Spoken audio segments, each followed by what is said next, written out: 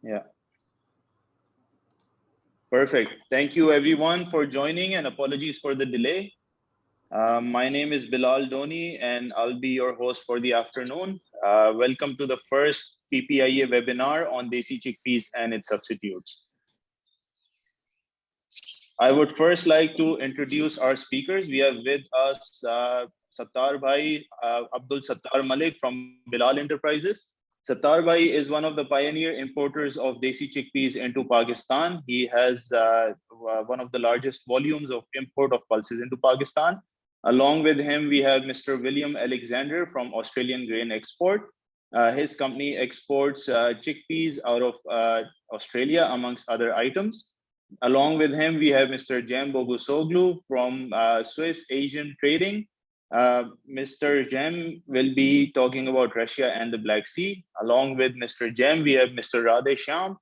Mr. Shyam is representing AST Enterprises. They're a trading company based out of Dubai with origination across the world, including Tanzania. He'll be our speaker from Tanzania, talking about Desi chickpeas out of Tanzania. Along with him, we have Mr. Kareem Bawani from Kareem Rice Traders. He's also one of the biggest importers of Desi chickpeas in Pakistan, amongst other pulses. He also has a milling facility in Hyderabad. And then you have me, I'll be the host. My name is Bilal Doni. I'm representing Doni and Company, and I also serve as the VP of PPIA. Before we begin, I would like to thank our sponsors who made this PPIA webinar possible. Amongst the sponsors, we have DG Global, Targray, Marina Commodities, Maskalandar, Adroid, Doni and Company, Global Commodities Traders, Agri Global Commodity DMCC, Awam Group, Bhatra Sons, PKT Associates, and Dhamia Trading. So our agenda for today's call looks like this. We'll start off with the recitation of the Holy Quran, followed by a welcome message from the president of PPIA, Mohammad Ahmed.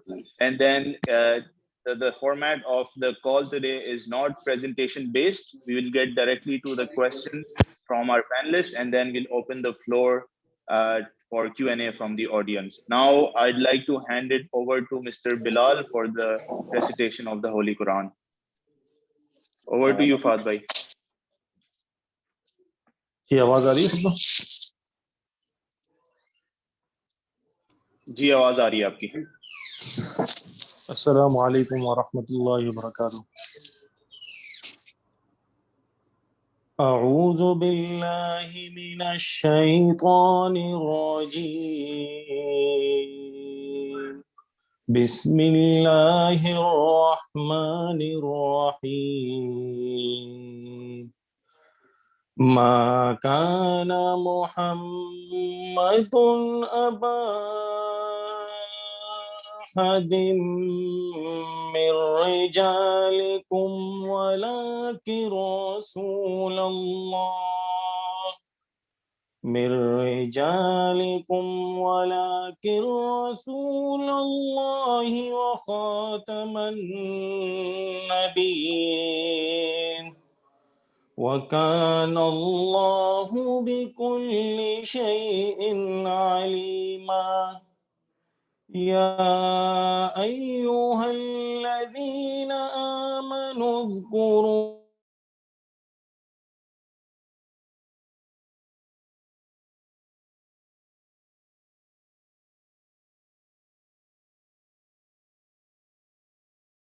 اللَّهَ ذِكْرًا وسبحوه الذي يصلي عليكم وملائكته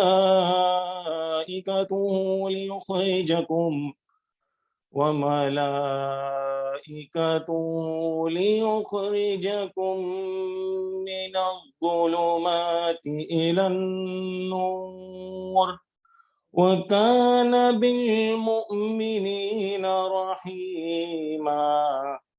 تحيتهم يوم يلقونه سلام وأعد لهم أجرا كريما.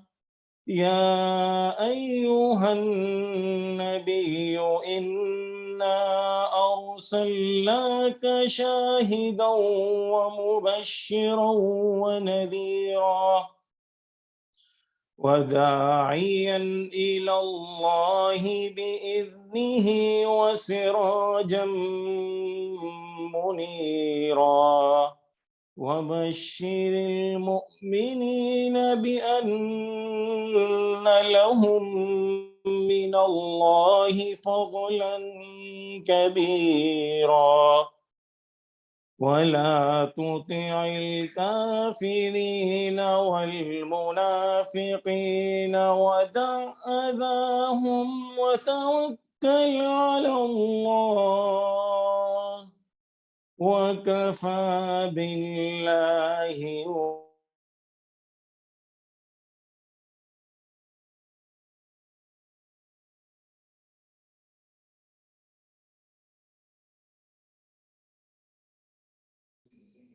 Thank you. Thank you very much. That was Hafiz Bilal with the recitation of the Holy Quran. Now I would like to hand it over to Muhammad Ahmed, the president of PPIA, to deliver his welcome message for us. Over to you, Ahmed.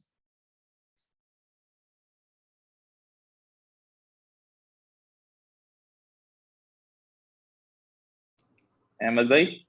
Yeah. Thank you, Bilal. Good afternoon, everyone, and a very warm welcome to our audience uh, around the globe. Firstly, I would like to thank our valuable panelists for joining us today. I'm sure the expert views would be beneficial for everyone. Thanks to our sponsors, their contribution is extremely valuable for us. Thanks to all of our attendees, as their participation is always important to make an event successful. PPIA was formed in 2017 with a goal to strengthen relationship among all stakeholders, exporters, importers, indenters, customers, and even regulators such as Plant Protection Department. In line with our goal, we have strived our level best and arranged different conferences, welcome receptions, and trade delegations during these years.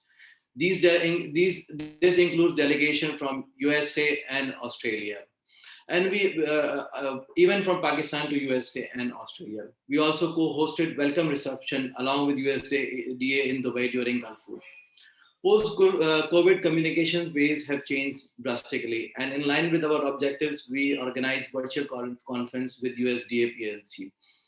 During these years, we have developed strong relationship with all the associations around the world like USDA, Pulse Canada, Austrade, Autumn, GPC. Apart from that, we have also maintained good relationship with Pakistan Plant Production to ensure smooth clearance of cargoes. We have always focused to increase consumption of pulses, and every year we host on World Pulse Day an event to promote pulses awareness in Pakistan. Today makes me extremely happy to to start our webinar series. We started with Desi Chickpeas as the timing of the webinar is perfect with the timing of our crop. I'm sure people around the world would like to know crop situation in Pakistan and how much Pakistan would be importing this year. However, this is just the one of the webinars only, and we would be doing product wise separately. Hopefully, we'll do our next webinar end of May after Ramadan. Being fifth most populous country and a population of 230 million people, Pakistan plays an important pulse market around the globe. Its significance further increases with the current weather issues running around the world and problems. With a huge demand and a stable government policy, Pakistan remains active throughout the year. We are currently witnessing one of the most difficult time of the year, time of our life. From lockdowns to emotional lockdowns, we have seen things which we never thought of. As for industry, we have seen different challenges like shipment delays, lead time problems, and even excess demand because of people stocking essential products. However, during this difficult time, we must appreciate our industry who had ensured that food supply is maintained. It has been a challenging year for everyone. Before I pass it to Bilal, I would like to thank for your overwhelming response to our webinar series. And I would request you to please reach out to us and let us know how we are doing so that we can improve further. Now I'll hand over to Bilal. Thank you. Thank you, Ahmed bhai. So now we'll get on with the questions right away. My first question is from William Alexander from Australia. William, can you comment on the local crop production that came out in the year October 2020, the quantities that you have exported of that Desi chickpeas crop up until March 21, the unsold quantities available right now in Australia, and the carryover stock you expect by the end of the season, and the estimated production in the coming year 21-22. Thanks, Bilal. Thanks, Ahmed. And again, thanks to everyone for inviting me onto the panel. Australia last year, well, we had 2 droughts prior in New South Wales. So the chickpea crop was much smaller than normal for the 2 previous years. But this current year, I'd say, was probably from 750 to 850,000 tons. Again, it's very hard to say. This, always an accurate estimate, but that's approximately what I think it is right now, which is double or 3 times more than the previous 2 years, but still potential in Australia to produce 2.5 million tons a few years ago. So the potential is there to produce pretty large Desi chickpea crops. So last year, maybe 750 to 850,000 tons. According to ABS statistics, by the end of February, we've already exported 495,000 tons of chickpeas from Australia. Out of that 495, 150 approximately to Pakistan. I think 240,000, something like that, to Bangladesh. And then the other 2 areas would be Dubai and Nepal, who've taken the balance. So already up to the end of February, we've had 500,000 tons have been exported. So going on those maths, you'd assume we probably have maybe 300,000 tons left. But out of that, you've got to take, seed. Farmer will be planting again this year, so he'll be keeping seed. And again, people are long. A lot of tons have probably already been committed to Pakistan, amongst other places, for the next 6 or 7 months before new crop will arrive. So I would suggest that the carry out is going to be minimal heading into new season chickpea crops in Australia. It's always more than you think. A farmer always keeps more than you think, and he always retains some. And this year he has the capacity to retain quite a few chickpeas if he wants to. So I don't see us coming out with a large carry out into new season's harvest. Next year's crop, that's anyone's guess at this stage. If I was to say anything, it's going to be similar acreage to last year. We've already had decent rains in New South Wales, so farmers will plant chickpeas again. So at this point, very hard to say, but everything in Australia revolves around the yields. So if we have a decent season from here on, we'll have a larger crop than last year. If we have a poor season and poor rains, it's going to be less than last year. That's all I can say at the minute on that one. Current destinations buying chickpeas, obviously Pakistan, like I mentioned, Bangladesh, and then Dubai and Nepal have bought the other major ones. They will be around next year for sure. Again, we'll hear from Pakistan that, I think you're going to be buying chickpeas all year long and heading into new crop as well. Bangladesh will take new crop chickpeas. They regularly take 200,000 tons annually from Australia. Don't see why they wouldn't do the same next year. Dubai, Nepal, the one big player there is India. What are they going to do? Don't know, but they're potential buyers for new crop Australian. And I'm sure that's something we'll touch on later on. Thanks, Bilal. Perfect. Thank you, William. I'll ask the same 2 questions to Mr. Radhe now.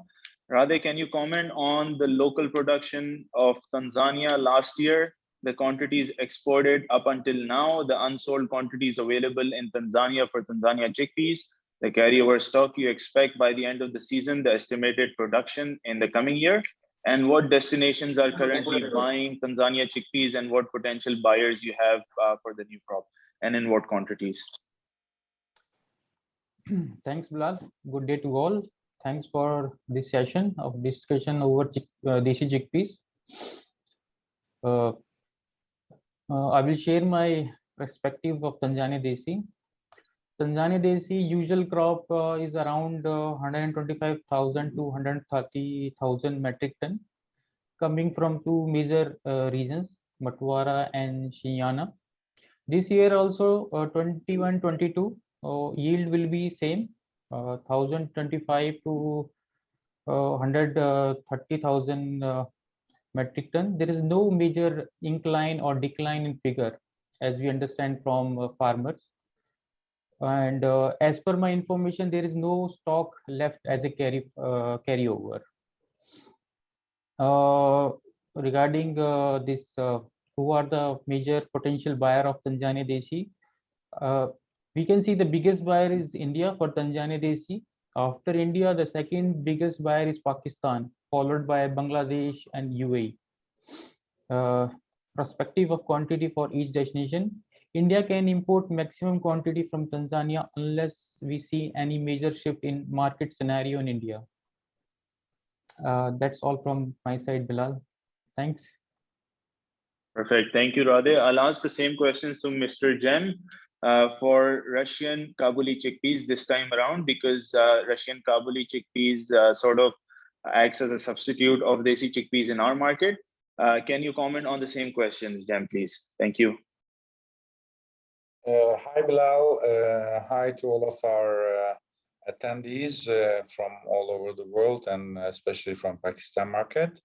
It's a pleasure to be here with the Pakistan Pulses Association and with lots of valuable colleagues like we have done business in the past and who are listening to us. Coming to the Russian chickpeas, if I have to comment, as you know, the offers have been quite limited starting from the new year until now. Now, with the starting of the seeding campaign in Russia, we see a bit more availability due to the leftover stocks, which will be liquidated. But overall, I would say the carryover is not so huge and would be minimal because, as you know, the Russian crop is going to come in August only. And still we have at least 4 or 5 months ahead of us, 4 months at least.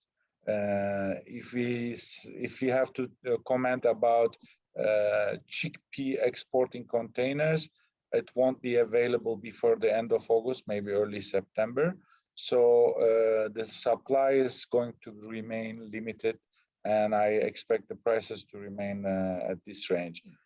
Coming to the seeding, and the plantation, of course, it's not easy to give a sharp number, but I expect the crop size to be maximum at this year's level, if not less, because the Russian farmers have been enjoying nice profit margins in the other oilseeds and niche products, and that's why I expect there won't be a huge change in the chickpeas, especially.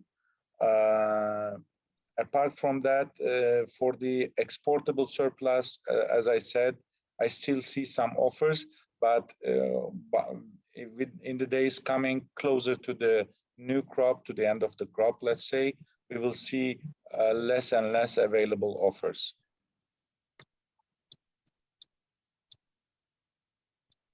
And what did you say the crop production of Russian Kabuli chickpeas was last year? Tonnage?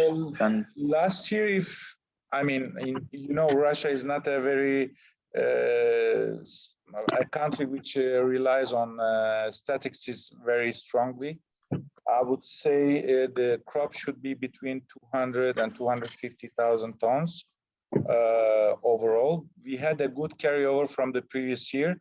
That's why the availability was good over the season in overall. But I believe if we are going to have a similar size crop, next year's availability is going to be more limited, which may help to keep the prices firm. Perfect. Thank you, Jem. Now I'll ask a couple of questions to our panelists from Pakistan. I'll start with Sattar Bhai. Sattar Bhai, आप जो local production थी पाकिस्तान की चने की पिछले साल उसके बारे में अपना opinion फरमाएं کیری اوور اسٹاک ہمارا اس فصل آنے تک کتنا تھا, اور جو ابھی فصل آئی ہے پاکستان میں چنے کی وہ آپ کے حساب سے کتنی ہے؟ بہت بہت شکریہ بلال بھائی. پچھلے سال جو پاکستان کی فصل تھی وہ تقریباً 4.5 سے 5 لاکھ ٹن تھی, 50 لاکھ بوری کے قریب تھی, اور یہ 2020 کی جو کراپ تھی. اب 2020 کے بعد جو 21 کی کراپ آئی ہے, یہاں کیری اوور پورے ملک میں تقریباً لوکل جو ہے وہ 15 سے 20 ہزار ٹن, اس سے زیادہ کیری اوور نہیں ہے ایک اندازے کے مطابق. اور جو ہماری کرنٹ کراپ ہے یہ پورے ملک کی تقریباً 17 سے 18 لاکھ بوری, یعنی 1,70,000 سے 1,80,000 ٹن جو ہے تقریباً یہ متوقع ہے. اور یہ ٹوٹل کیری اوور ملا کے تقریباً 2 لاکھ ٹن ہو جائے گا. تو یہ ہماری موجودہ کراپ ہے. اس میں سے آپ 60,000 ٹن سیڈ کے لیے نکال دیں, فار سیل جو ہمیں دستیاب ہوگا وہ زیادہ سے زیادہ 13 سے 14,000 ٹن دستیاب ہوگا جو پورے سال میں, یعنی پر منتھ 10,000 ٹن ہمیں لوکل مال مل سکے گا ایک ریجن. یہ ہماری موجودہ کراپ ہے.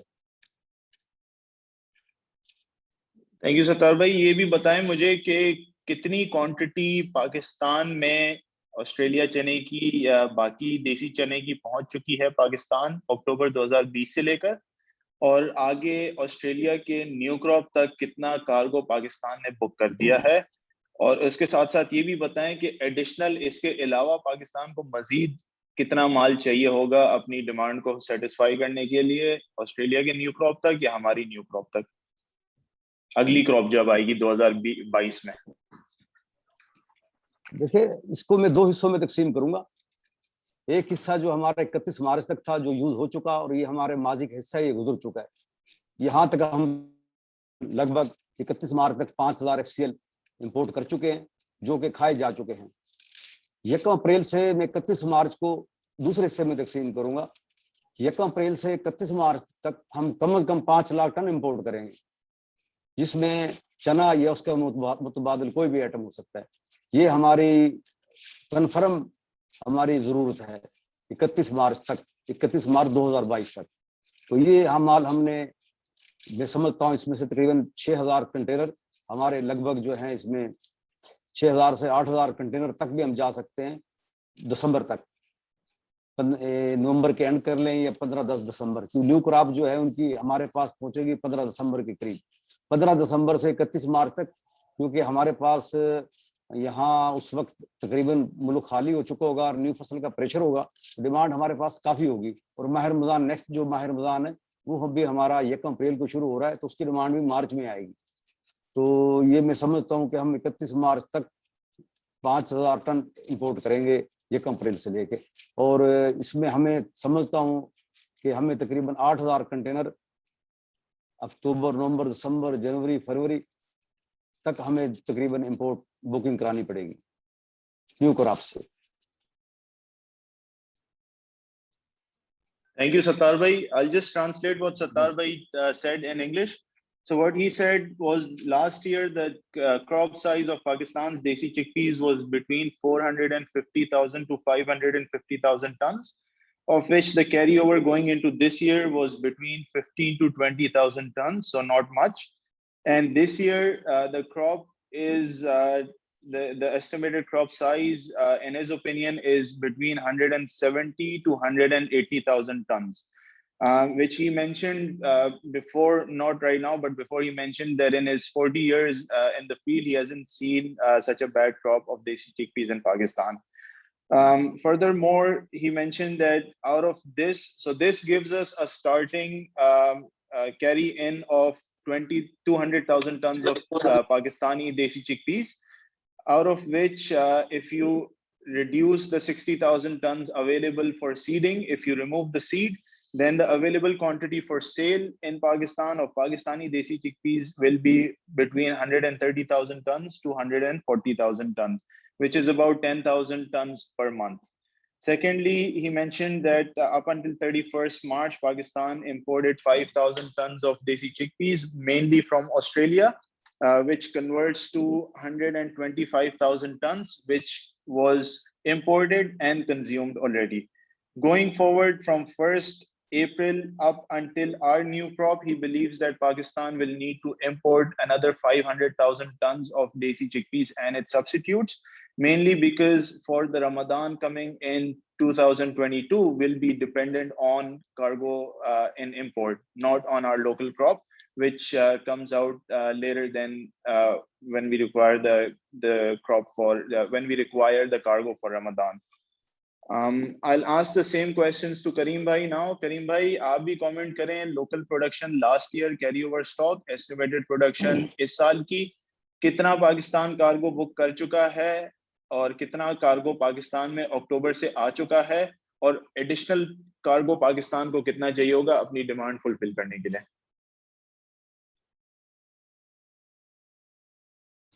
करीम भाई आपका माइक्रोफोन म्यूट पे.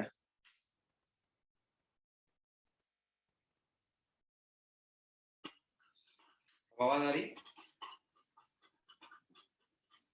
आवाज आ रही? जी आ रही है. जी आ रही है आपकी आवाज. बिलाल भाई, जो पाकिस्तान में अब तक जो आपका पहला सवाल है, कितने अक्टूबर से लेकर अब तक कितने कंटेनर आ चुके हैं? ऑलमोस्ट 4,800 to 5,000 कंटेनर हमारे पास आ चुके हैं. और फर्दर जो है ना, हम नवंबर तक, अगस्त तक जो हमारे बुक किए हुए हैं, almost 6,000 to 7,000 container already Australia से हम बुक कर चुके हैं. और इससे अप्रोक्सीमेटली 250,000 टन हमने इंपोर्ट किया हुआ है ऑस्ट्रेलिया से ऑलरेडी, जो फिजिकल आ गया है और आने वाला है. और पाकिस्तान की लास्ट ईयर की जो क्रॉप थी वो almost 450,000 ton to 5 lakh ton थी. और हमारी जो लास्ट ईयर हमने इंपोर्ट किया था मार्च से लेके टिल दिस मार्च 2,25,000 टन हमने इंपोर्ट किया था ऑस्ट्रेलिया से, तंजानिया से, सब जगह से. और इस साल की अगर हमारी क्रॉप गिनते हैं तो तकरीबन हमारे पास 1,75,000 टन to 2 लाख टन हमारी इस साल की क्रॉप है जो हम लोगों ने राई की हुई है. वो पिछले साल का कैरी ओवर हमारे पास तकरीबन 20,000 टन जितना है, 2.25 लाख टन हमारे पास क्रॉप है ऑलमोस्ट. तो हमारी जो लोकल कंजप्शन है ऑलमोस्ट 7.5 लाख टन की हमारी जो डिमांड है, जो हम तंजानिया, ऑस्ट्रेलिया, रशिया और कुछ दाल की सूरत में भी हम रशिया की जो स्प्लिट दाल होती है, जो रशिया चीकू होता है, उसको मिला के हमारी टोटल डिमांड है 7.5 लाख से 8 लाख टन की हमारी डिमांड है. तो ऑलमोस्ट हम लोग जो 2.5 लाख टन कर चुके हैं. तो हम लोग ऑलमोस्ट जो है ना नवंबर तक ऑलमोस्ट हमको 4 से 5,000 कंटेनर की और जरूरत होगी, इक्वल टू 1.25 लाख टन हमको और इंपोर्ट करना पड़ेगा और नवंबर तक हमको Pakistan. Thank you, Kareem Bhai. I'll just translate what Kareem Bhai said. So Kareem Bhai says that the total consumption of Desi chickpeas and its substitutes in Pakistan is between 750,000 tons to 800,000 tons a year, out of which we have booked about, we have imported already about 5,000 tons, 5,000 containers, which converts to 125,000 tons of Desi chickpeas, mostly from Australia. And he believes that we have booked another 6,000 to 7,000 containers, which converts to 150 to 175,000 tons of Desi chickpeas from Australia up until August. So that total makes it a total of 250,000 tons of cargo, which has been booked and which has been imported already. And he believes that up until October, November, we will require another 5,000 tons of Australian Desi chickpeas and its substitutes to satisfy our demand up until November of 2021.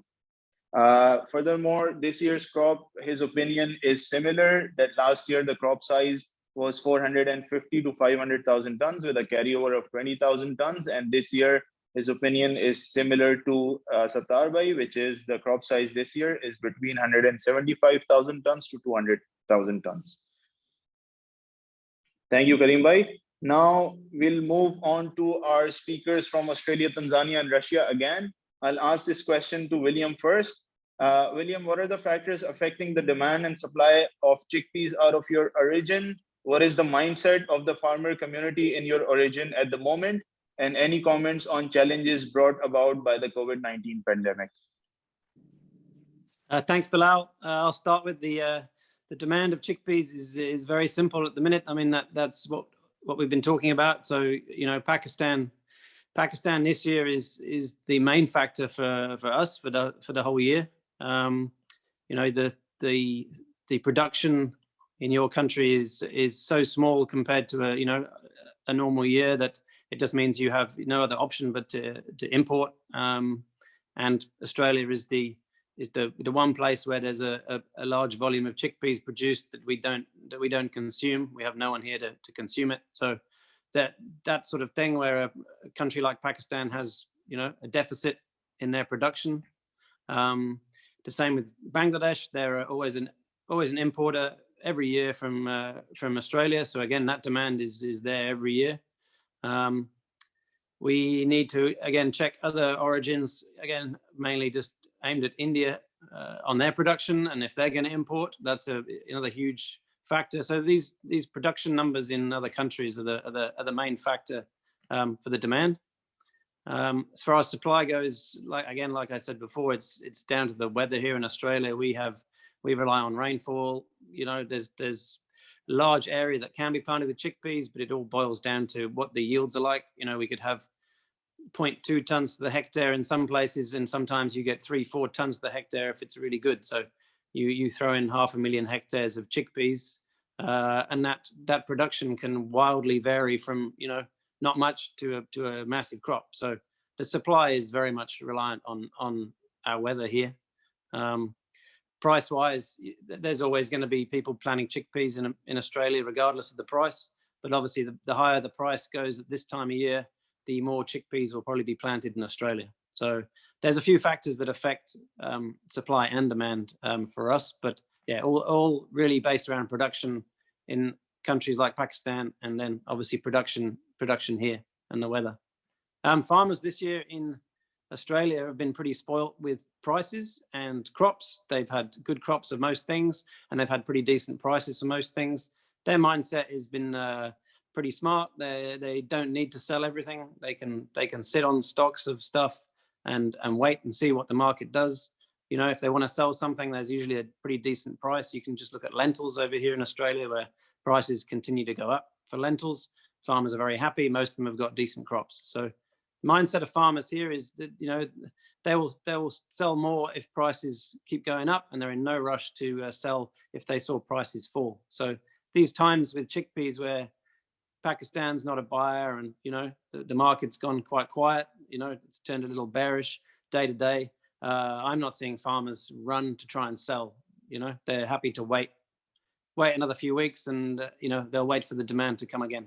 So they've been pretty smart, and they will carry chickpeas. So if they don't like these prices, they'll happily carry chickpeas for a year. They'll hang on to them until they get a price they like. So that's the mindset of the farmer, I think, here in Australia, especially after we had a couple of years of very bad crops in New South Wales, which usually grow a lot of chickpeas. COVID's been a challenge for everybody. We're no exception. The main one being logistics and freight. It hasn't interrupted the working side of things here in Australia so much because all these food businesses are essential services. So there's been no real lockdowns for this end of things, but it's everything else. So everything can do with containers and shipping lines, and lack of equipment and delays has caused havoc with the costs. So that's a big challenge for us, is selling forward now, CFR. I can't be selling large volumes of anything anywhere because we just don't know what the freight is going to be. You don't know whether you can actually get the freight to places, wherever it is. And if you don't know how much it's going to cost you, how do you actually price something to someone, without taking a big risk that it comes to shipment and you're going to be paying 10, 20, 30 US a ton more for the service. So COVID from a logistics and freight perspective has, yes, caused us a lot of problems, just as it causes the importers a problem, because they might buy something for a June shipment and it might take 3 months to get there. It might go to 2 transshipment ports, all sorts of delays. It might be cancelled. So it causes lots of issues for everyone, from timing, contractual, many issues. One thing I can be thankful for is that with chickpeas, we've seen the market really just steadily go higher, I guess, a little bit up, a little bit down, but the trend has been up. So as far as any contractual issues with buyers, there hasn't been that issue, because you know, prices haven't fallen. You know, another year, if prices had dropped $50 a ton, $100 a ton, we'd have all sorts of issues with, you know, late shipments and arguments, and, you know, which is great that we've avoided all that. So yeah, plenty of challenges, but I don't think it's nothing we can't overcome. Perfect. Thank you, William. I'll ask the same questions to Mr. Radid, the factors affecting the demand and supply of Tanzania Desi chickpeas out of your origin, the mindset of the Tanzanian farmer in your area right now, and any comments on the challenges brought about by the COVID-19 pandemic.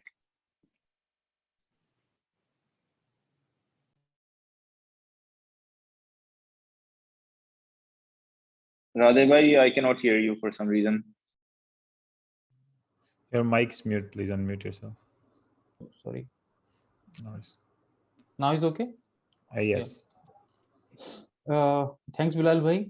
The influencing factor, we see local weather patterns, previous year incentives and logistics are the usual and major factor affecting the supplies of chickpeas coming from Tanzania.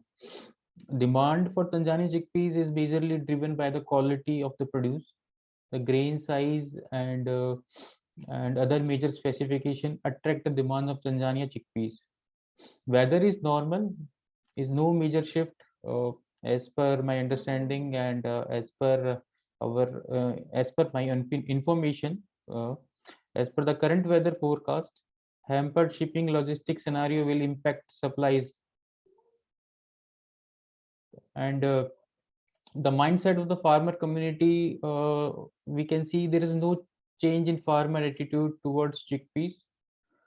Though farmers are not very enthusiastic towards chickpeas, they are disoriented with chickpeas. This will result last year number of chickpeas.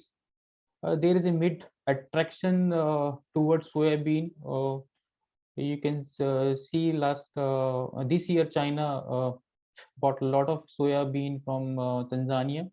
So, however, historical price data of chickpeas will be keep interest alive for chickpeas. Tanzania political stable, and any form of incentive from government in terms of export will boost farmer spirit. Also, like COVID pandemic, the major setback is disturbed shipping line logistics. Vessel are delayed, freight are skyrocketing. All these lead the missed shipping deadline and trade book in red. There were unfortunate loss of lives, which in some of areas resulted in loss of expertise. Local night curfew imposed by government of Tanzania because of the local logistics operation affected a lot. Government offices working a less capacity of manpower. Results delays in documentation. Also, same thing we have seen with shipping lines. These are the major factor we have seen during COVID-19 pandemic. Over to Bilal bhai. Thank you, Radhe bhai. I'll ask the same questions to Jem for Kabuli chickpeas out of Russia, the factors affecting the demand and supply of Russian chickpeas out of Russia. What is the mindset of the Russian farmer right now, and any comments on the challenges brought about by the COVID-19 pandemic? Thank you so much, Bilal. Well, I would agree with William about the resistance of the farmers, especially when they have financial strength. And as we know, in Russia, the farmers have been becoming more and more financially stable and strong. And there are examples where the farmers are keeping their stocks for 1 or 2 years until they get the price that they wanted. We have seen example of this when the chickpea was below $300 FOB, and there were farmers, big farmer holdings, I would say, keeping their stocks for more than a year until they get a better price. As I have earlier mentioned, the mindset of the Russian farmer will be mainly as an overall picture to see his profit margin increasing. And today, especially this year, oilseeds have been a very profitable products and cultures for the farmers, especially in the Black Sea region. We have seen a very sharp increase in the sunseed levels, sunseed prices. And in Russia, typically the chickpeas growing areas are the areas where you can grow sunseed. So that's why the change in the chickpeas growing area is going to be very limited. And coming to the demand side, there could be some additional demand from now until the new crop coming from the Middle East, which is traditionally we can call for Muharram, especially from Iraq and Iran markets. Until now, it was Pakistan who is driving the prices in Russian market. But from now on until the new crop, it will be in addition to Pakistan, there will be Middle Eastern buyers coming to the market as well, is my feeling. Coming to the challenges brought by COVID, I would say we have seen a sharp increase last year in the beginning of the pandemic, when the people got panicked to buy stocks and store in their houses, but the consumption didn't change a lot. And now, given that the people are convinced that the supply chain is not being interrupted, I don't expect any COVID-related increase in the prices, but this could be only due to supply and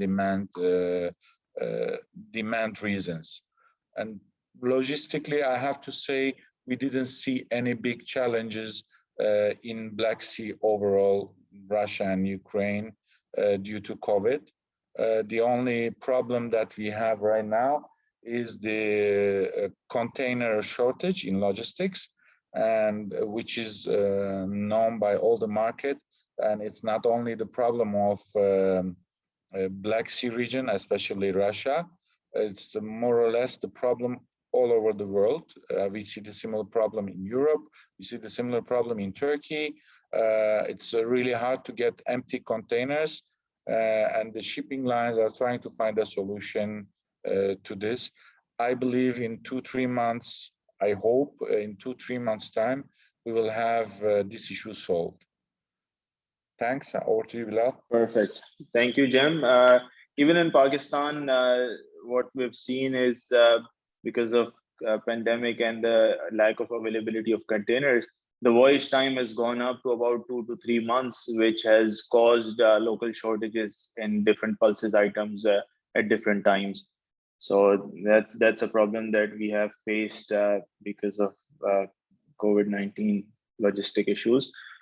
Now I'll ask a couple of questions to our Pakistani panelists. Sattar bhai, I want you to comment on क्या factors हैं पाकिस्तान में जो अपनी देसी chickpeas की फसल होती है वो पिछले 4 से 5 सालों में कम से कम हो जा रही है हर साल, और आपके हिसाब से पाकिस्तान में देसी चिकपीस के पाकिस्तान में या ग्लोबली देसी चिकपीस के क्या सब्स्टिट्यूट्स हैं जो हम इस्तेमाल कर सकते हैं अपनी चने की डिमांड सेटिस्फाई करने के लिए?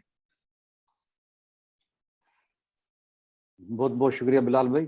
बात यह है, हमारे पास जो फसल की कमी हुई 4 साल से नहीं हुई है, इसमें कमी 15-16 साल से आ रही है, क्योंकि इसका एरिया कम होता आ रहा है। पहले ये जरा स्लोप था तो इसलिए महसूस नहीं हो रहा था, और साथ में हमारी फसलें भी अच्छी हो रही थी। लेकिन अब जमीन ने हमारा एरिया तेजी से कम हो रहा है, जिसकी वजह से हमें ये महसूस हो रहा है, और फिर दरख्तों के ज्यादा लगने की वजह से हमारे मौसम में और इसमें मैक्चर में जो जमीन के अंदर अंडरग्राउंड जो पानी होता है उसमें भी कमी वाक़ हुई है, क्योंकि दरख्त जो है ना एक्स्ट्रा मैक्चर ले रहा है और पानी खींचता है, जिससे हमारी फसलें मुतासर हो रही हैं। और क्योंकि दरख्त भी हमारे इलाके में जो लग रहा है वो यूकलिप्स, जिसको हम सफ़ेदा बोलते हैं, वो लग रहा है। और जिम्मेदार को चने में कुछ दिलचस्पी भी नहीं रही। वो इसलिए नहीं रही कि इसमें ये बरानी फसलें हैं, इसमें साल में एक फसल होती है।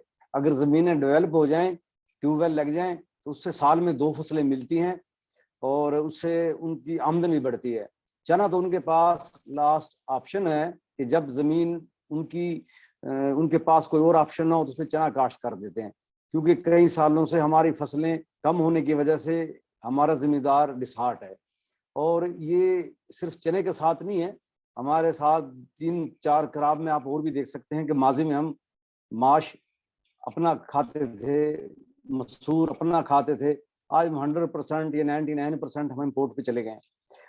اور اس کے علاوہ اب ہم میں گوار سیڈ کا کام بھی کرتا تھا، پنجاب میں 2 لاکھ ٹن کراپ ہوتی تھی گوار سیڈ کی، تو اب ہمارے پنجاب میں بڑی مشکل سے 10 سے 15 ہزار ٹن کی کراپ ہو رہی ہے.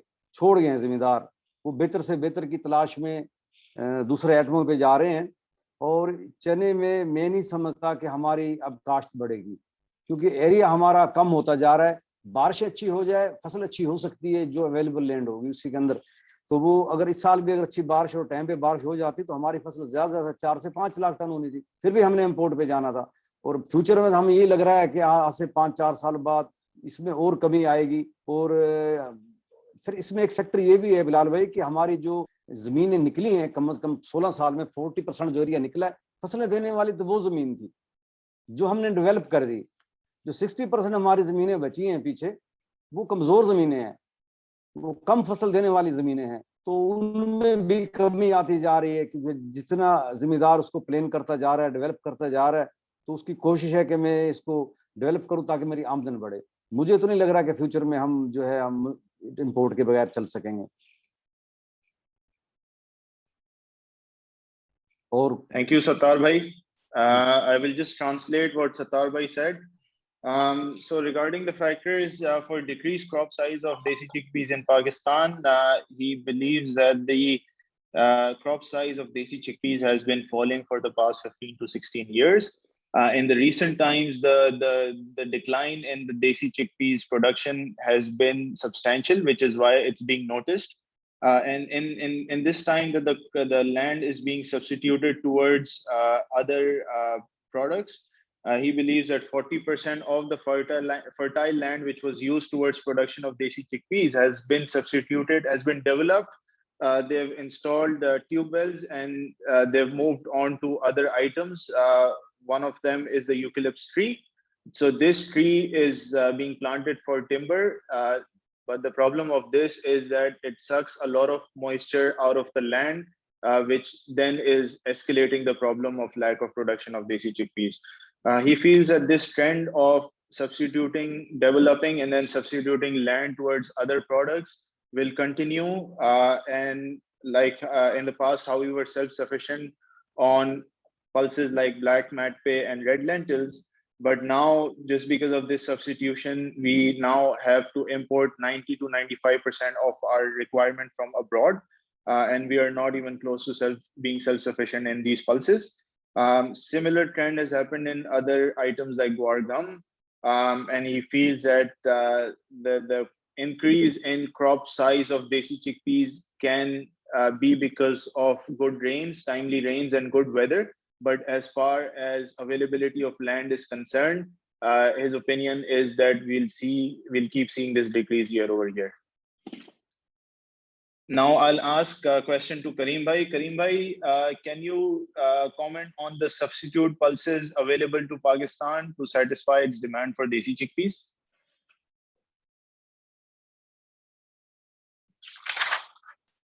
Karim bhai, आपका माइक म्यूट पे है. पाकिस्तान में कौन सी, पाकिस्तान या ग्लोबली कौन सी पल्सेस अवेलेबल हैं जो हमारी चने की रिक्वायरमेंट पूरी कर सकते हैं हम?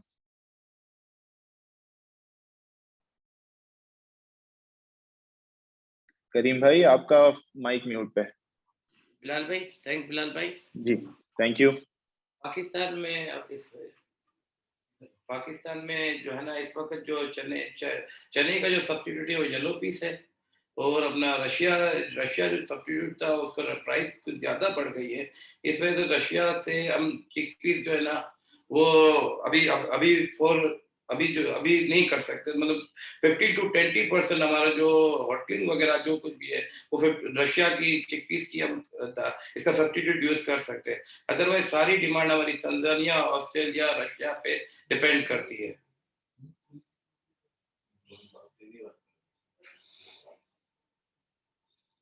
Thank you, Karim Bhai. I'll just translate what Karim Bhai said.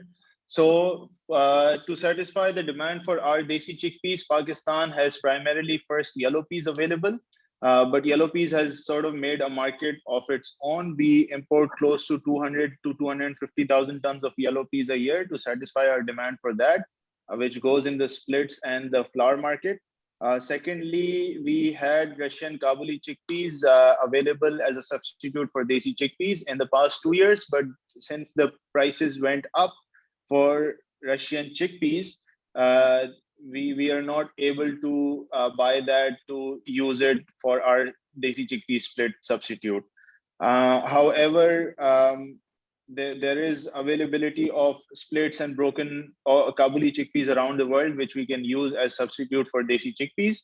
And Karim Bhai also mentioned that even though the price of Russian Kabuli chickpeas has gone pretty high in the recent times, Pakistan and some millers, some hotels, some consumers have established a taste and a market for Russian Kabuli chickpeas in the split market, and those players are not dependent on price. So regardless of the price, they will prefer the Russian Kabuli chickpeas over Desi chickpeas, but the number is between 15 to 20% of the total Desi chickpeas demand in Pakistan.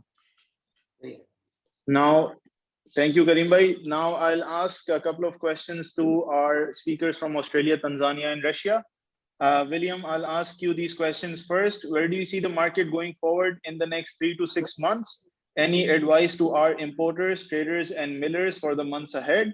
Do you see a possibility of India importing chickpeas from your origin in the year 2021? Thanks, Bilal. Well, I think the next 3 to 6 months, we've already heard that Pakistan is going to need more tons. You know, they've got Ramadan coming before new crop 2022.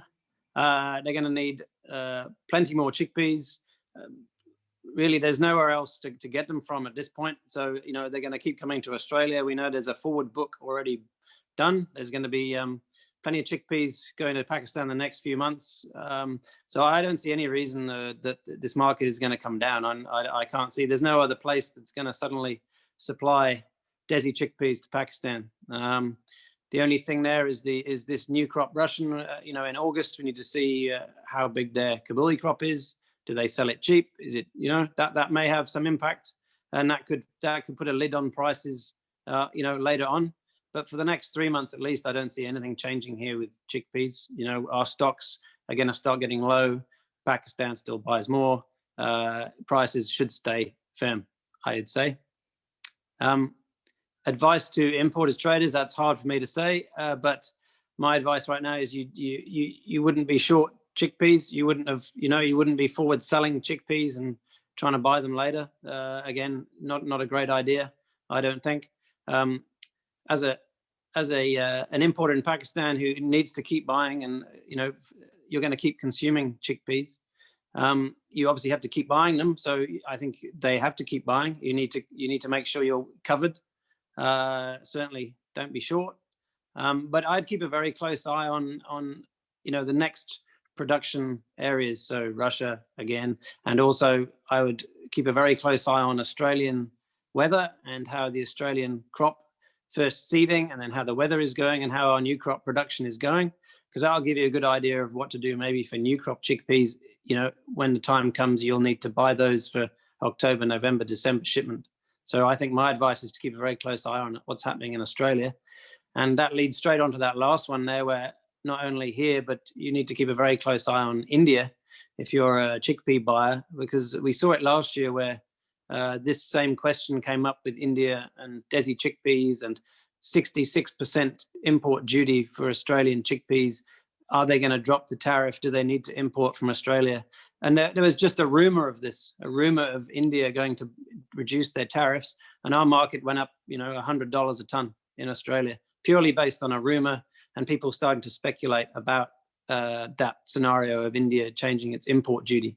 So right now we're already hearing the same thing. So I'm already hearing just people talk of, you know, India buying, India changing tariffs, you know, purely based on this talk and the rumor, these prices could go up.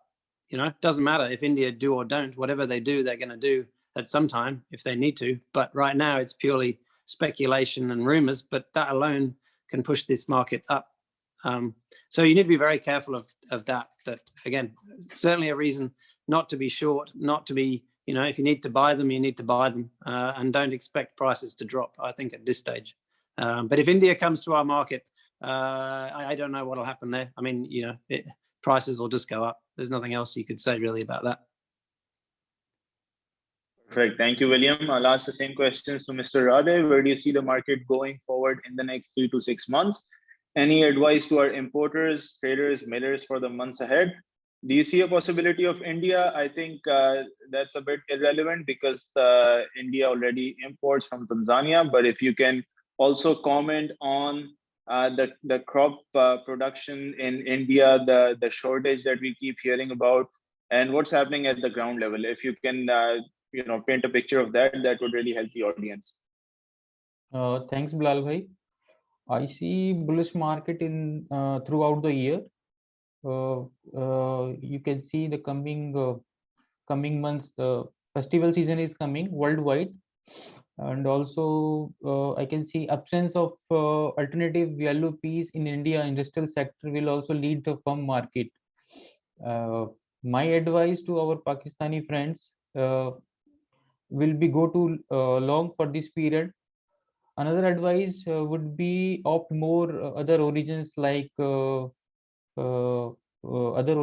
Turkey, Australia. Already they are doing, and Russia is a major origin. Also, I advise the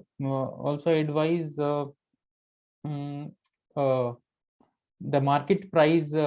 I think till September, I can see I can see some jump in the market price after June, mid-June or July. Also, India will be a major buyer of Tanzanian chickpeas through destination price levels will be determining factor. Talking about India, there is crop size approximately 10 million metric ton. Local consumption of India is around 9.6 million metric ton. NAFID targeting procurement of 3.5 million metric ton for government welfare schemes. This gives deficit of approximately 1.5 million ton metric ton. Rest they will cover from other origins.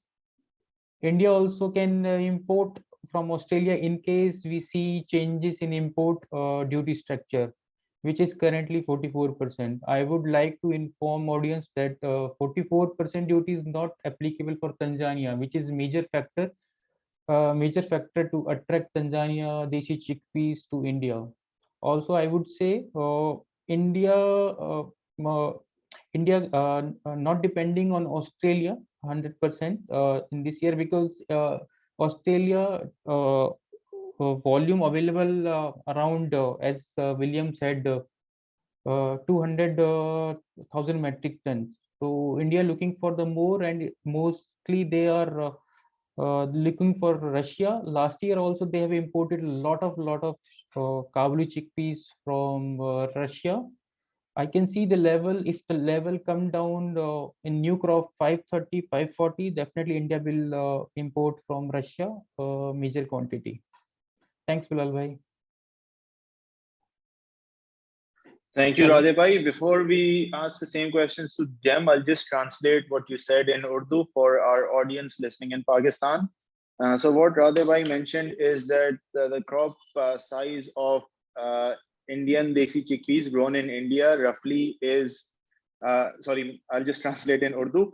India की जो फसल है इस साल वो 10 million ton expect कर रहे हैं, जिसमें से 3.5 मिलियन टन जो है वो गवर्नमेंट वेलफेयर के लिए प्रोक्योरमेंट करेगा, और इनका ओपिनियन ये है कि इंडिया में 15 लाख टन की शॉर्टेज है 1.5 मिलियन टन की देसी चने की, और इंडिया जो है वो ऑस्ट्रेलिया से इंपोर्ट कर सकता है, बट उसमें 44% की इंपोर्ट ड्यूटी इनको देनी पड़ेगी, जो कि तंजानिया में एप्लीकेबल नहीं है क्योंकि तंजानिया क्वालिफाई करता है LDC least developing country status में, तो एक्सपेक्टेड ये है कि इंडिया की मार्केट जो लोकली अभी स्ट्रॉन्ग है, अगर बुलिश रहती है तंजानिया की फसल आने तक, तो इंडिया जो है वो तंजानिया से मेजर क्वांटिटी उठा लेगा।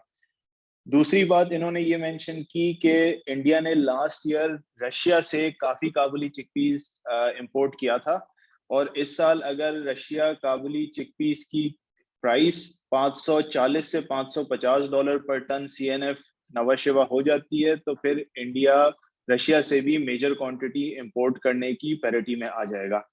Now we'll move on to Mr. Jem. I'll ask him the same questions regarding Russian Kabuli chickpeas. Where do you see the market going forward in the next 3 to 6 months? Any advice to our importers, traders, and millers for the months ahead? And do you see a possibility of India importing Russian chickpeas in 2021? Well, Bilal, in the coming 3 months, as I said, the Russian availability is going to go less and less until at least the end of August, when the new crop is going to be harvested. And with the coming demand after Ramadan for Iraq and Iran market, I believe the prices remain firm, should remain firm or go higher. The new crop number for as a production, as I said, it depends on the sowing number, but the intention right now that the sowing is going to be maximum similar to the last year's area, which will keep the supply limited as well over, throughout the year. My suggestion is to the Pakistani friends would be, again, not to go short really, because all the information flow is showing that we are in a bullish circle, and India coming to the market, this is okay, just a probability, but even just the rumor of it is helping the market to go crazy. So, and it can easily change the supply and demand. Of course, when we are speaking of Russian chickpeas, if we are speaking of a 200,000-300,000 tons of supply, and an importer coming immediately to import 100,000-150,000 tons, is going to change the market dramatically. So we don't know what is the situation in India. Okay, Radig has given us a bullish picture, but as the political decision is the key point to the import in India, we cannot say it is yes or no. But given the circumstances, in later time, India might need some relaxation in their import policies, if not for the chickpeas, maybe for the yellow peas. And if the yellow pea is going up, it will definitely move the chickpeas up, because the farmers won't give away their peas much cheaper than the chickpeas. Or so sorry, they won't keep their chickpeas much cheaper than the peas. So if the peas goes up, definitely the chickpeas will have to follow. Thank you, Jem.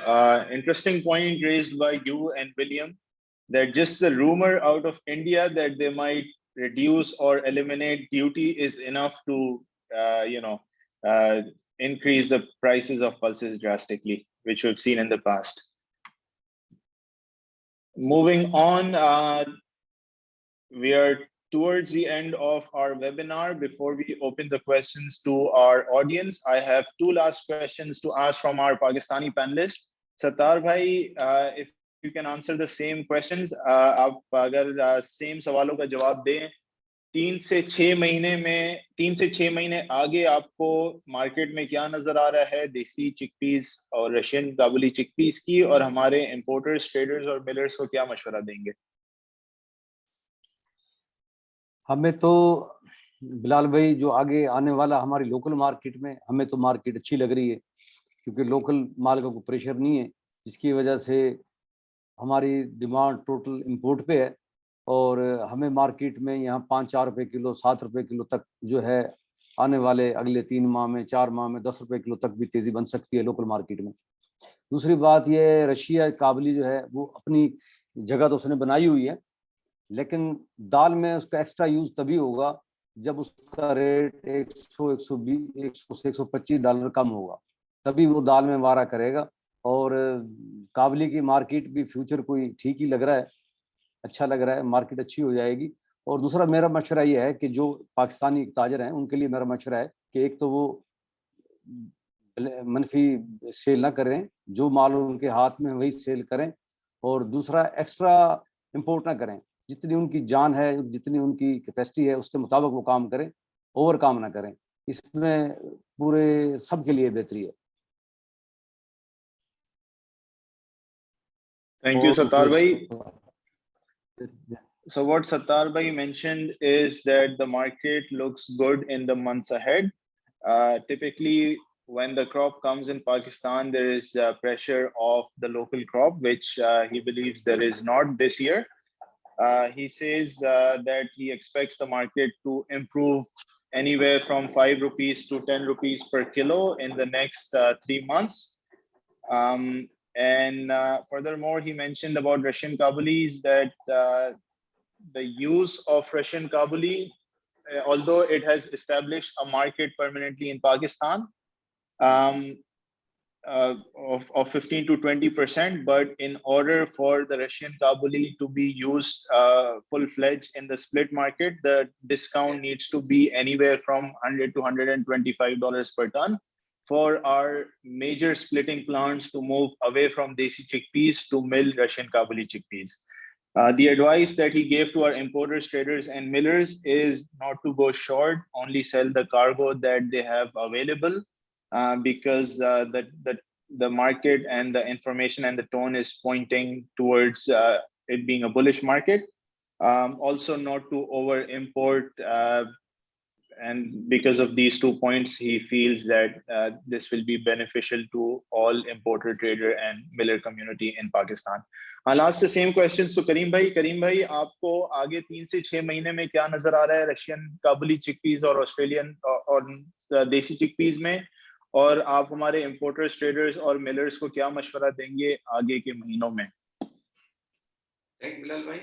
Bilal भाई, आगे की ये situation में हमको ये जो अप्रैल का महीना तो है, वो मार्केट में काफी कंटेनर्स की अराइवल एक्सपेक्टेड है। जो कोविड की वजह से दिसंबर की भी अराइवल हो रही है, मार्च की भी अराइवल है और फरवरी की भी अराइवल हो रही है। तो इसमें अप्रैल में तो थोड़ा सा उसमें लग रहा है कि मार्केट थोड़ी सी डाउनवर्ड जाएगी, बट अप्रैल में जो सारे कंटेनर्स की अराइवल हो जाएगी तो इसके बाद हमको मार्केट फर्दर 30, 40, $50 प्लस नजर आ रही है। और काबली चिकपीस जो है, काबली चिकपीस में ऑलमोस्ट जो है प्राइस बहुत ज्यादा अप ट्रेंड पे हो गए हैं, तो मुझे नहीं लगता कि इससे ज्यादा फर्दर मार्केट इंक्रीज करेगी। मुझे लगता है थोड़ी सी मार्केट डाउनवर्ड जा सकती है, क्योंकि हमारे पास काबली में सिल्क की फसल बहुत अच्छी है और 50,000 मेट्रिक टन हमारे पास सिल्क की फसल है, जो बहुत अच्छी इस साल फसल हुई है हमारे पास, और उसकी साइज भी बहुत अच्छी है। जिसमें अगर 8 mm साइज का अगर हम उसको मिलिंग करते हैं तो 10%, 6 to 7 mm, 8%, ऑलमोस्ट तकरीबन 40,000 टन हमारे पास 8 mm निकलता है। तो मेरे ख्याल से तो काबली में मुझे कोई ज्यादा तेजी नजर नहीं आती। बजाय कोई इंडिया की वगैरह से कोई आ जाए तो अलग बात है, वर्ल्ड वाइड मुझे ऐसा काबली में कोई तेजी नजर नहीं आती।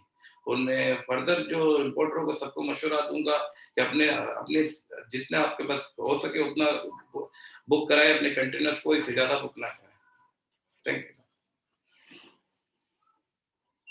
Thank you, Kareem bhai. So what Kareem bhai mentioned is his opinion is that in the month of April, there is arrival pressure of Desi chickpeas in Pakistan. And because of this logistics issues, we are seeing a lot of shipments that were made in Feb, March, and some of them end of January are arriving in April now. So he feels because of this arrival, the market can go down a bit locally. But after the month of April passes, he feels that the market can go up $30, $40, $50 per ton locally. As far as Russian Kabuli is concerned, his opinion is the market is going to be at best stable to bearish, because Pakistan has produced 40 to 50,000 tons of small caliber Kabuli chickpeas in the province of Sindh. And the crops, the grain size is also pretty good this year. And he feels because of that, there is not much bullish sentiment in the Russian chickpeas. His advice to importer was not to over import, similar to what Sattar Bhai said. Thank you, everyone. This is the end of our webinar. Now we'll open the floor to Q&A from the audience. I'll just go through the questions that we have. First question is from William. William, there are several questions for you, actually. One of them is, if Pakistan stops buying chickpeas from Australia right now, do you think markets will react in a downward direction? Secondly, one question that keeps coming up is that if Australia has exported 500,000 tons of Desi chickpeas, and your opinion is that you'll need 50 to 80,000 tons for seeding, and the crop size is between 750 to 850,000 tons, how is there still sale available? And our panelists also mentioned that Pakistan has also booked another 100 to 150,000 tons, which is still in Australia and it'll ship in due time. So how is there sale available? And if Pakistan stops buying, what will happen in Australia? Oh, if Pakistan stops buying, well, the market will stop at the minute because there's no one else really pushing to buy it. So yeah, if they stop buying, then that demand goes away, then prices would soften for sure. Pakistan's been driving this market for months.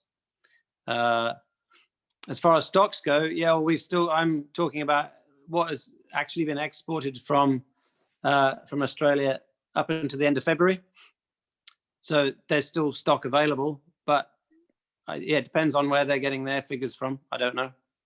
But there's probably still 300,000, 400,000 still in Australia that hasn't been exported yet.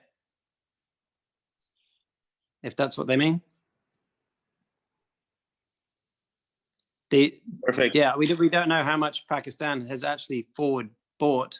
It's hard to say that. So I'm not sure how they would know how many tons have actually been booked. But from a supply and demand perspective, I don't see much carry out heading into new crop. Does that answer that question? I hope so. The next question is for Jem. Jem, I have a question for you, which is Russia increasing? Do you see the increase of large caliber Kabuli chickpeas out of Russia in the coming crop? And also, is India traders or importers, direct traders or importers, buying any Russian Kabuli new crop at the current levels of $580 to $590 per ton? So far, there are trials of growing bigger caliber in Russia, but somehow the market is resistant to replace it instead of using Indian or Mexican large caliber. I think we'll need some more time to make its marketplace. Coming to the point you asked me about, what was the second question, Bilal? Can you repeat it? Is India either showing interest or buying Russian Kabuli chickpeas at the current levels? So far, I didn't hear any new crop trade because it's quite early. Normally, we just heard new crop yellow peas trades, yes, because the yellow peas are being planted at least 1 month, 1.5 months earlier than the chickpeas. I believe we should start seeing the chickpea trades starting from May for the new crop, from May over. Perfect. Thank you, Jem. Another question for Will is, do you see Bangladesh coming to buy more Australian Desi chickpeas post-Ramadan demand? No, not really. No, I don't think so. They have bought, what did I say, 250,000 up to this point of current crop chickpeas. So I don't see why they would come in to buy more before new crop, but they will be there to buy October, November new crop chickpeas from Australia. But yeah, I don't see why they would be buying more more old crop now. No. Perfect. I had a question for Kareem, but for some reason I cannot see him here. Sattar भाई, ये सवाल आप answer कर दें कि जो आप लोग के एस्टिमेट्स थे पाकिस्तानी देसी क्रॉप के, इसमें आप लोग ने जो KPK की फसल है और जो सूबे हैं हमारी, उनकी फसल आपने इंक्लूड करके ये फिगर बताया था, और जो पाकिस्तान की काबुली चिकपीस की फसल है सिंध में जो इस्तेमाल हो सकती है हमारे देसी के सब्स्टिट्यूट में, उसके ऊपर भी कमेंट कर दें। बिलाल भाई, इसमें काबुली की क्रॉप नहीं है, क्योंकि पंजाब में तो काबुली की क्रॉप ना होने के बराबर है। तो इसमें हमने तकरीबन 6,60,000 टन KPK और सिंध का लिया था, और 12 लाख टन, तकरीबन 12-12.5 लाख टन हमने पंजाब का लिया। तो इस तरह करके तकरीबन 1,20,000 टन, 12 लाख बोरी होगी। ये तो कुल 18 लाख बोरी हमने तकरीबन ये बनाई है, एक मुताद अंदाजे के मुताबिक। इसमें सिंध का काबुली शामिल नहीं है, काबुली इससे अलग है।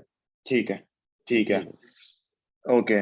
और एक और सवाल आपके लिए ये है कि पाकिस्तान में देसी चने की शॉर्टेज की वजह से क्या पाकिस्तान अपनी येलो पीस की इंपोर्ट बढ़ाएगा, और बढ़ाएगा तो आप जो एग्जिस्टिंग नंबर्स हैं उससे कितना ज्यादा एक्सपेक्ट कर सकते हैं पाकिस्तान का import of yellow piece?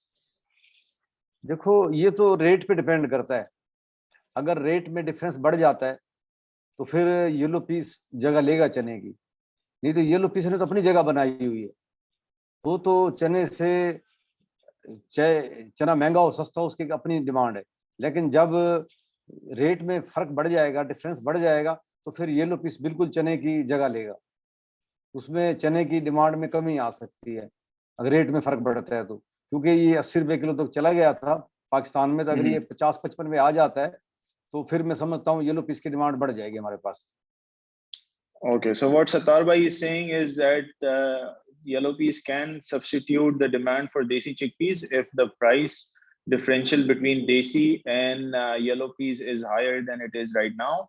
The price of yellow peas is pretty high in Pakistan. It was higher a couple of months ago, but if we see a big disparity between the price of of desi chickpeas and of yellow peas locally, then definitely the substitute can switch. The substitute of yellow peas, the consumption of yellow peas can increase. I have a question for Mr. Radhe. Radhe sir, heard NAFED was expecting 11 million tons of desi chickpeas and might not reduce the duty numbers at least for the next 4 to 6 months. What are your views on that? NAFED procurement around, I said before that 3.5 million ton, not 11 million ton. No, they're expecting the total crop size to be 11 million tons instead of 10 million tons. No, I don't think so. The crop size will be this year maybe lesser, 10 million metric ton. And NAFED still NAFED is procuring, but their target, I don't think so. They will cover according to their expectation what they are looking for, especially the schemes for government which is currently running. Okay. So yeah. Perfect. I have a question for Kareem bhai. Kareem bhai, ये बताएं कि local market में सारे factors. करीम भाई, आपको आवाज आ रही है? जी जी जी बिलाल भाई। करीम भाई, लोकल मार्केट में और इंटरनेशनली सारे फैक्टर्स जो हैं वो तेजी की तरफ, बुलिश मार्केट की तरफ आइडियाज दे रहे हैं, बट उसके बावजूद भी लोकल मार्केट काफी नीचे आ गई पिछले 1 से 2 महीने में, जबकि ये पीक डिमांड का सीजन है फॉर दाल। रमजान से बिल्कुल पहले हम खड़े हैं आज, तो इसके बारे में मतलब ये क्यों हुआ है, और इसके बारे में थोड़ी आप राय फरमाएं कि ये इतनी मंदी क्यों आ गई, डिस्पाइट ये कि सारे इशारे तेजी की तरफ हैं और सारी इंफॉर्मेशन जो हमें आज भी मिली सबको ओपिनियन बुलिश है, लेकिन फिर भी पाकिस्तान की मार्केट जो है ना वो बहुत ज्यादा नीचे आ गई देसी की लोकली। थैंक्स बिलाल। बिलाल भाई, द मेजर प्रॉब्लम है कि हमारे पास जो एक तो ये जो लॉजिस्टिक प्रॉब्लम है ना, इस वजह से कंटेनर जो है ना वो एक साथ आफ्टर 15 मार्च से लेके 15 अप्रैल के दरमियान एक साथ सारे कंटेनर लग गए। दूसरे नंबर पे चक्कर ये कि लोगों ने 465 से लेके 525-50 डॉलर तक बहुत ज्यादा वॉल्यूम में बुकिंग कराई हुई थी। तो उससे ये फर्क पड़ा है कि जिसके पास जो आ रहा है कंटेनर, वो बोलता है मैं जल्दी मैं भेज दूं, वो बोलता है मैं भेज दूं, वो बोलता है कि मैं प्रॉफिट टेक कर लूं। वो फर्दर नहीं देख रहे क्योंकि इतना बड़ा मार्जिन प्रॉफिट है, तो लोग बोलते हैं कि मैं अर्लीस्ट से अर्लीस्ट में अपने माल को सेल कर दूं। हालांकि पाकिस्तान में डिमांड भी बहुत ज्यादा गुड है। इस वक्त अप्रोक्सीमेटली ऑलमोस्ट 2000 टन की डेली हमारे पास लोडिंग हो रही है मिलर्स के लिए। ठीक है करीम भाई. So what Kareem bhai is saying is that the reason for decrease in the local market is to do with people booking profit on their lower priced purchases, and they are not holding on to the stocks at the moment because the profit is very high, and they're not assessing that the market in Australia has moved up substantially. So this is one of the reason why the market has come down, and also on top of that, the arrival pressure is pretty high as well. Again, William, there's another question for you, which is in the year 2016 to 17, the estimated production of Desi chickpeas in Australia were estimated to be 1.1 million tons, but at the end of the year, we saw the production to be 2 to 2.2 million tons, and that too, we were able to assess that from the export figures, which is a big variation of about 100%. Do you see a possibility of such sort again this year? And what was the reason why the relevant authorities were unable to accurately predict the crop size in that year? That year, yeah, it was a record. I think it ended up being 2.5 million tons that year. Very hard to say, Bilal, the answer to that one. Accuracy of reporting here, of accurate, looking at the crop and working out what yields are across a very big area. Obviously, like India, Australia has a huge area where the crops are grown. So very hard to work it out. And there's not really a good industry body as such that does a very accurate report. So I can blame it on that sort of thing. And again, the crop's always bigger than you think it is. Like I said, the farmer always keeps some. The crop's always bigger than you thought it was. So yeah, there's every potential that this, give or take 20%, crop could be bigger, smaller, whatever. It's very hard to say, like any place, until if you knew the whole crop had been exported, and you had the statistics, the accurate statistics, which you do have for exports from Australia. That's the only way really to know how big the crop was. That year, I think we exported, I think India, I can't remember, they imported 1.5 million tons from Australia, something crazy. But yeah, very hard to say. So yes, there's every potential the crop could be 20% bigger than what I potentially think it is, or less. Perfect. Yeah, so accurate information on crop size is something very difficult to get. And the only real way to guide it is historically by looking at what was actually exported. And then estimating what the carry out is. So there's always some guesswork. I don't believe, there's no way we'd be that inaccurate. So, I think give or take 20%, you're probably, it's probably more realistic. Perfect. William ने ये कहा कि इनकी जो Australia की production है उसमें 20% का वेरिएशन आ सकता है. इसके अलावा मुश्किल है, ऑल्दो 2016 से 17 वाले साल में आया था, बट इनके पास भी जो सबसे एक्यूरेट तरीका है नंबर्स और स्टैटिस्टिक्स निकालने का, वो एक्सपोर्ट फिगर है. वही सबसे 100% एक्यूरेट तरीका है. सत्तार भाई एंड करीम भाई, आपके लिए एक और सवाल आया है कि येलो पीस और देसी चिकपीस का डिफरेंस कितना होना चाहिए कि आप देखें कि देसी चिकपीस की डिमांड सब्स्टिट्यूट होगी येलो पीस की तरफ. क्या डिफरेंस होना चाहिए प्राइस में? पर किलो बता दें या डॉलर पर टन का बता दें, जिसमें सब्सटेंशियल मेजर डिफरेंस हो. सत्तार भाई पहले आप आंसर कर दें, फिर करीम भाई से पूछ लेते हैं. करीम भाई आप बता दें. बिलाल भाई, इसमें तकरीबन 30 to 40 रुपीस का 30 to 40 रुपीस का डिफरेंस होना चाहिए ऑलमोस्ट. इसमें मेरा ख्याल आई थिंक $200 से हो जाता है सब्सिट्यूट. सत्तार भाई, आपका opinion?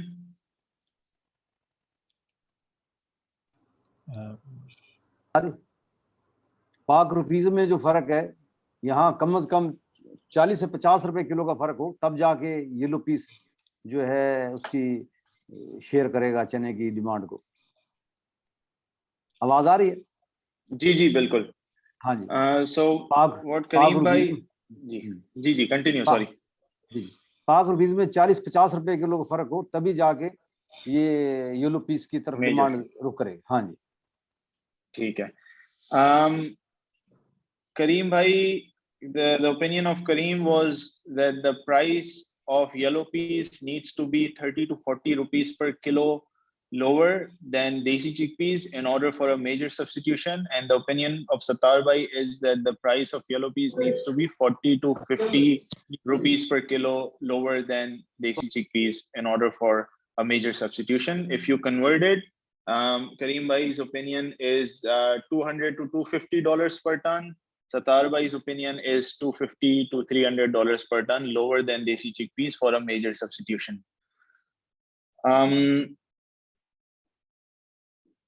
We have a couple of more questions from Sattar bhai. Like India, क्या India की तरह पाकिस्तान की गवर्नमेंट देसी चिकपीस की खरीदारी कर सकती है गरीब अवाम को प्रोवाइड करने के लिए? कोई इस तरह का प्रोग्राम अवेलेबल है हमारे पास, और अगर ये होगा तो इसका इम्पैक्ट आप क्या देखते हैं मार्केट पे? बिलाल भाई, जो इंसान की जरूरतों में ना, ये दाल का बहुत पीछे नंबर है। इससे पहले और काफी चीजें आ जाती हैं जिसमें गंदम है और चीनी है, वो इससे बड़े आइटम है। उसमें गवर्नमेंट का कोई अहम रोल नहीं है। चीनी में आप देख लेंगे, चीनी में हमारे पास शॉर्टेज है। गंदम में भी ज्यादातर प्राइवेट सेक्टर ने मंगाई है, गवर्नमेंट ने भी मंगाई है, प्राइवेट सेक्टर ने भी बहुत मंगाई, उनका भी काफी रोल रहा है। तो वो चीजें, ये बड़ी दो चीजें भी हैंडल कर ले तो चने तो बात की बात है। जब उन पे वो पूरी तरह फोकस नहीं कर पा रहे, तो दाल पे या चने पे वो कैसे, पल्सेस आइटम पे वो कैसे करेंगे? मैं तो ये समझता हूँ। ठीक है।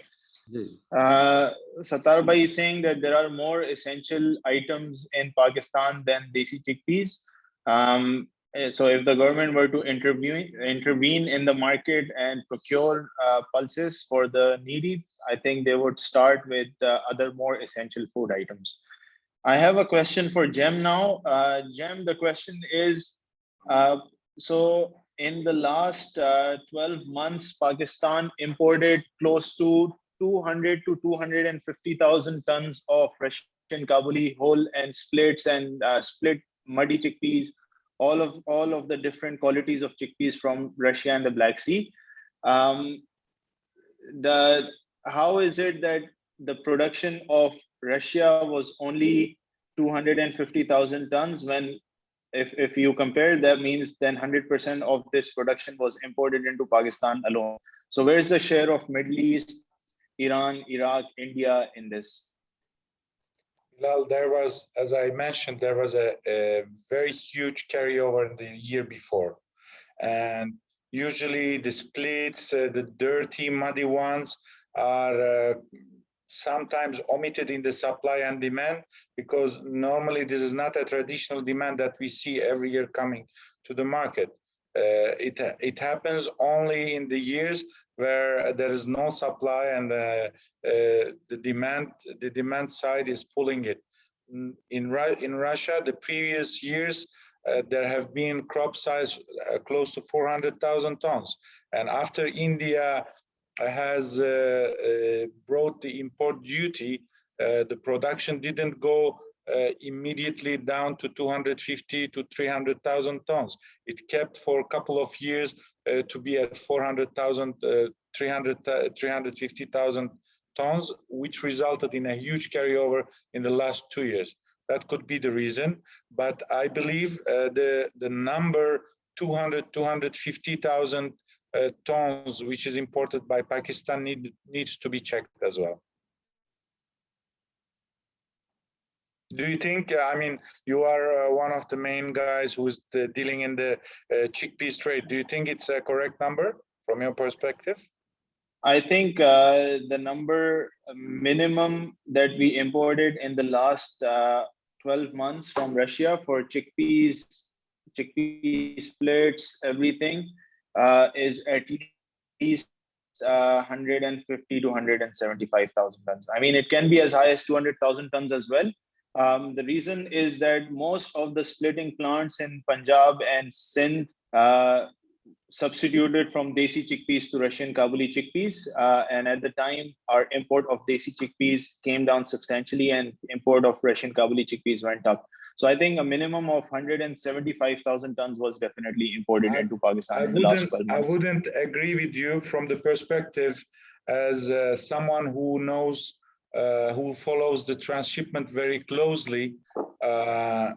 If you say 150 and almost 200,000 tons, it is making it almost similar to the yellow peas which is exported to Pakistan, correct? You would say 250,000 tons of import of yellow peas in Pakistan. And if you look to the transshipment port, if there are 5 vessels of yellow peas being transshipped into Pakistan, there is 1 vessel of chickpeas, say 2 vessels of chickpeas. So it should be usually 40% of the yellow peas, and 40% of the yellow peas, even if it is 250, is going to end up in 100,000, but it's not going to be 200,000. I mean, I don't see such a huge volume being traded into Pakistan through transshipment. And yes, there is direct export from the Russian ports, Novorossiysk, from the containers, but there is yellow peas in the same way, which is going to Novorossiysk, through Novorossiysk. So 250,000 tons of chickpeas directly to Pakistan seems a bit high for me. I would say it could be close to 100,000, but not at this level. Okay, perfect. And another question for you, Jem, is with the Russian prices, Russian Kabuli chickpeas prices gone up, do you feel the farmers will increase the seeding in Russia? Because now we're at levels which are at least $200 per ton more than, let's say, 12 to 16 months ago. So does that give enough incentive for the farmers to substitute from other items to Russian Kabuli chickpeas? As I explained before, there are products which are growing in the same region, especially like sunflower seeds, linseeds, which can be replacing the chickpeas. Last year, the linseeds was being traded close to $500, $450. This year, it's close to $850 to $900. You see, the last year, the Russian sunseed was at 350. This year is at 700. So these products are taking the incentive of the farmer to plant them more rather than the chickpeas, because the chickpeas was last year at 400, this year at 600 CFR level, not even FOB. And compared to the other oilseeds, the yield of the chickpeas is lower than the other oilseeds. So overall, if you look to the bottom line as a profit, it's bringing much less profit than these oilseeds. That's why I say the increase in the, if there will be any increase, I doubt. I say it could be the same, but it's not going to be skyrocket or a very, very big crop. If it is not going to go less, it will be maximum staying at similar levels. Perfect. And I have a little note to add what Abdul Sattar Bhai said. We have seen in the past, he told me there is the Russian Kabulis has to be always discounted compared to the Desi chickpeas. But in the past, we have seen years where the Russian chickpeas was having a premium over the Desi chickpeas. So this is also a probable scenario in case there are problems in the Middle Eastern or traditional markets of the Kabuli chickpeas. So the Kabuli chickpeas has its own dynamics, not only related with the Desi chickpeas, but it has its own consumption markets. And now, you know, there is a huge trend in the Western world for new applications of the Desi of the Kabuli chickpeas, like hummus, falafel, etc., becoming more and more popular in Europe. So we cannot make a general comment that it has to be discounted compared to the Desi chickpeas. So I consider it a year-to-year basis. It can change really. So what Sattar bhai actually mentioned was that the whole Kabuli chickpeas out of Russia, the quality that has very low number of grains that are muddy, that actually even right now trades at a premium over Desi chickpeas. So the Kabuli chickpeas in Russia, which is good quality that gets consumed as whole, has always been at a premium to Desi chickpeas, but the cargo that has a lot of muddy or broken or split, that gets substituted as a substitute of Desi chickpeas, and for that the millers require a discount. So I'll just clarify on that. So we'll just take one last question, which is for Haji Sattar and Karim bhai again. Do you see Pakistan import one or two more part bulk vessels to satisfy the demand of chickpeas? Sattar bhai, Pakistan में गुंजाइश है एक और या दो और part bulk vessel import करने की अपनी देसी चिकपीस की शॉर्टेज पूरी करने के लिए? देखें बिलाल भाई, हमारे पास जो है ना, ये जो जहाज मंगाए जाते हैं ना बड़े, तो ये हमारी मार्केट पे थोड़ा प्रेशर डालते हैं। अगर जो स्लो हमारी जो इंपोर्ट होती है ना, उससे हमारी मार्केट पे बर्डन नहीं बनता, उससे हमारी जो लोकल मार्केट है वो स्टेबल रहती है, उस पर प्रेशर नहीं आता। तो हो सकता है हमें आगे जाके जून जुलाई अगस्त में क्योंकि अभी मैं नहीं समझता जून तक हमें जो बड़ा जहाज मंगवाने की जरूरत है, लेकिन जून के बाद हो सकता है हमें चीज की जरूरत पेश आए कि हमें एक या दो वेसल 10,000 टन का या 12,000 टन का या 15,000 टन का कोई आगे जाके हमें मंगवाना पड़े।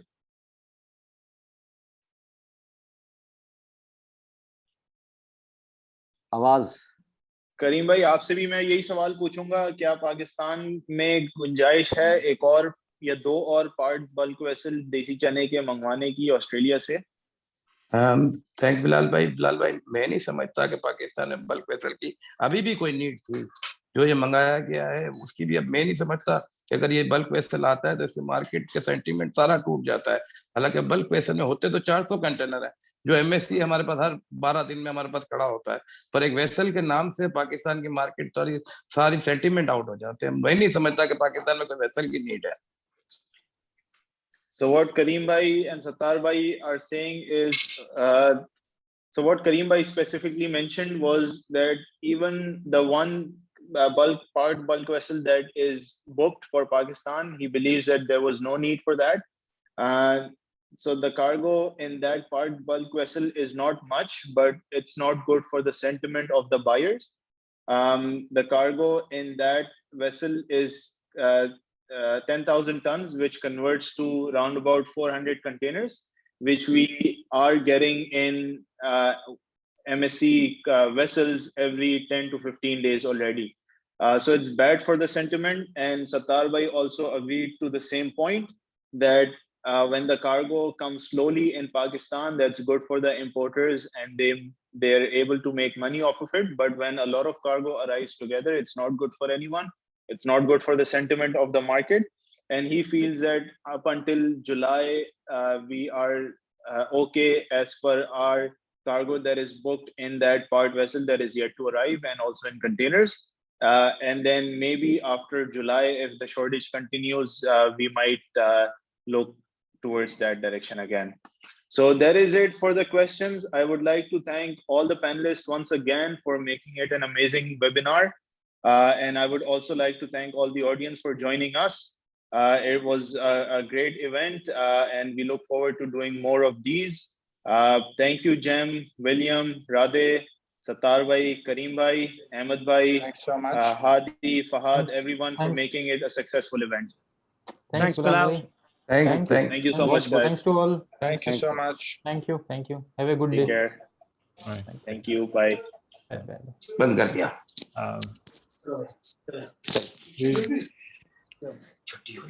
We'll be posting the video on YouTube soon, later on in the day for people that missed or caught part of the webinar. So, we'll share the link with you soon as well. Thank you everyone for being here. We had a great time. Bye-bye.